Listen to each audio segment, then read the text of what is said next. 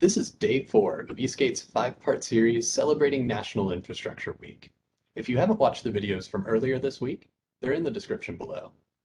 Today's topic is utilities, and to start us off, we've got a few words from Congressman Tim Ryan. Hi, I'm Congressman Tim Ryan, and I want to say welcome to everyone who's participating in the Eastgate Regional Council's Infrastructure Week program, talking about infrastructure here in Northeast Ohio. This is obviously a critical time in our country's history. All of our infrastructure was pretty much built at the same time, and it pretty much needs repaired at the same time. And we're committed to making a huge down payment on bringing our nation's infrastructure up to speed. I believe that we're at a real crossroads in the country's history coming out of this pandemic. I believe that we are either going to double down on the future or we're going to double down on the past. An economy that didn't work for everybody, high levels of income inequality, stagnant wage growth, and really allowing other countries to dominate the industries of the future, with foreign countries putting huge investments into education, healthcare, public infrastructure, roads, bridges, broadband, airports, and the technologies to take jobs and investment away from America. And we need to understand that we need to make these really big investments. And that's what we're talking about with the infrastructure bill.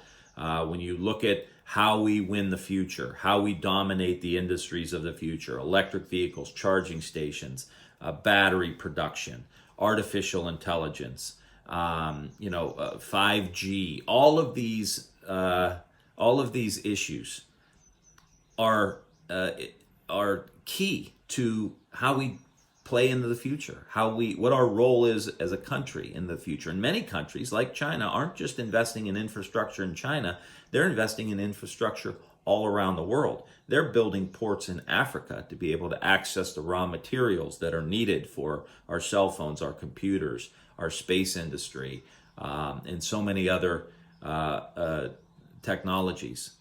So they've got a big game plan. Other countries have a big game plan. We need to focus on our infrastructure here.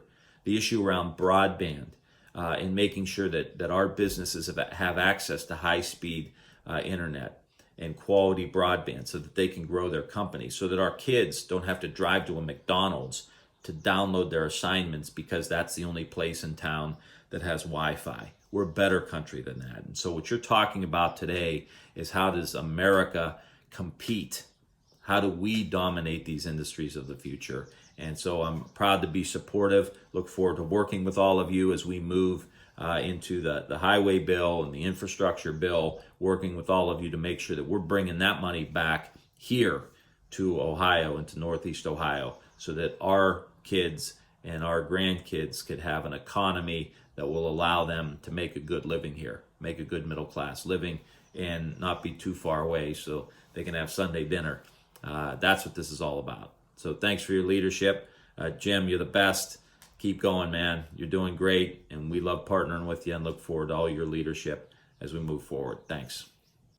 Thank you, Congressman Ryan, for joining us for National Infrastructure Week. Talking about investment in infrastructure is at the heart of what Eastgate's trying to do through this event. Today, we're talking about utilities, and we've got James Dignan with us. So James, as far as utility strategies for the region go, can you tell us a little more? Many economic development and site selection professionals believe that the United States economy is already on a continuous growth track.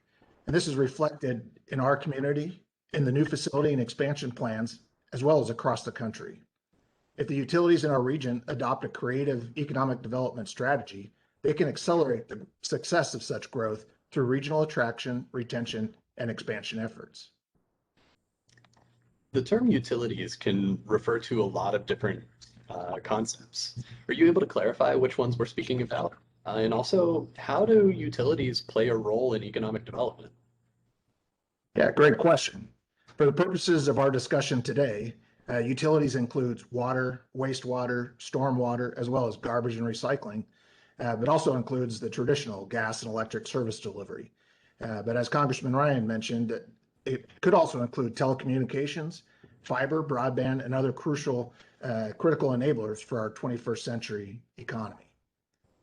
In general, utilities play a significant role in economic growth.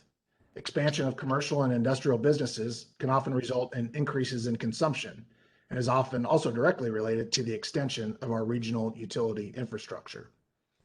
Under traditional rate regulation, these utilities benefit from increasing production, transmission, or distribution infrastructure by increasing the rate base upon which the utility has an opportunity to earn a fair rate of return.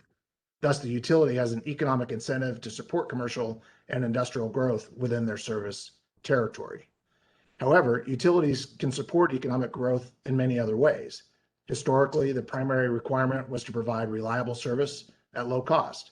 However, in the current economic climate, quality and price alone are not enough to fully support the attraction, retention, and expansion of commercial and industrial enterprises. In order to be a leader in economic development, each of our utilities in the region must do more. So to fully support economic development, what more could utility companies do? To reach the next level, our region's utilities must formulate a comprehensive economic development strategic plan. Such a strategic plan should recognize and even capitalize on certain fundamental facts about economic development and the political domain in which it operates. Successful strategies will also remove the limitations that were essentially self-imposed over the years by utilities and encourage those utilities to assist new enterprises in ways that reflect a genuine, unlimited partnership. This partnership should be a relationship not constrained to issues of quality and price, but unbounded and centered on helping the new businesses in any way possible to decide to locate its new facility here or perhaps expand within our region.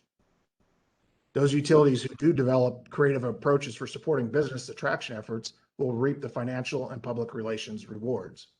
Utilities implementing these comprehensive strategic plans with specific tactical steps can be positioned to optimize public relations advantages and, more importantly, to help enhance and protect the revenue streams from their large customers.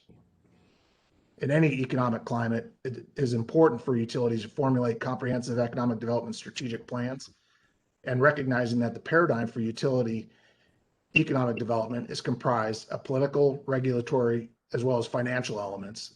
And those utilities who capitalize on these facts and develop novel approaches for supporting business attraction efforts will reap both financial and public relations rewards. What component of this regional development strategy could help us compete? Site selection for commercial or industrial facilities is a contest, and each utility must compete along with the other political and commercial players. Those utilities with a successful economic development strategy will recognize that reliable and competitive price offerings have only a limited impact on the recruitment effort and will augment such offerings by becoming a genuine partner with new businesses and enterprises, as well as with economic development officials, through the provision of creative assistance beyond the boundaries of the historic utility norms. So it seems clear that utility infrastructure and economic development are closely related. Do you have any parting thoughts for us? Absolutely. Utilities implementing comprehensive economic development strategies with specific tactical steps to include the provision of incentive rate offerings can be positioned to achieve sustained success in attraction, retention, and expansion efforts for the regional economy. Regional infrastructure planning is necessary. Infrastructure is supposed to facilitate economic growth, but often outstrips capacity. Our region should be looking to create a regional infrastructure and utility system that is economically responsible, creates opportunity, and helps prepare us for the future. Thanks for being with us today, James, and sharing a vision for how communities can strategically come together to strengthen the region's utility infrastructure. Now, Eastgate's Executive Director, Jim Kinnick, will close out Day 4 of National Infrastructure Week. Thank you, Justin, and thanks to everyone that participated in the webcast today. Today was the fourth of a 5-part series recognizing National Infrastructure Week. Today the focus was on utilities and improving utility infrastructure. At Eastgate, we're very aggressive in looking into those problems. Currently, we're in the process of developing a regional utility infrastructure plan that will identify the weaknesses and hopefully identify multiple funding sources to make those improvements. I would like to thank Congressman Ryan for participating in our event today. Congressman Ryan has been a strong supporter of many of the initiatives at Eastgate, and certainly a partner when we're looking for additional funding to make those improvements. I'd like to invite everyone back for tomorrow's final segment where we're going to focus on smart logistics. Thank you and stay well.